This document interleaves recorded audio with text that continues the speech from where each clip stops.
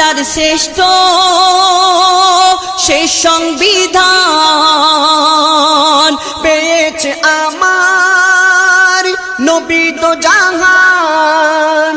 ওই কোরআনের আয়াত কম বেশি কবু না হয়েছে, ওই কোরআনের আয়াত কম বেশি কভু না হয়েছে।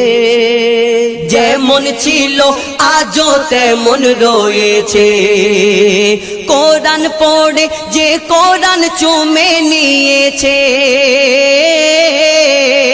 কোরআন পড়ে যে কোরআন চুমে নিয়েছে, সে যেন লৌহে মেহফুজে চুমা দিয়েছে।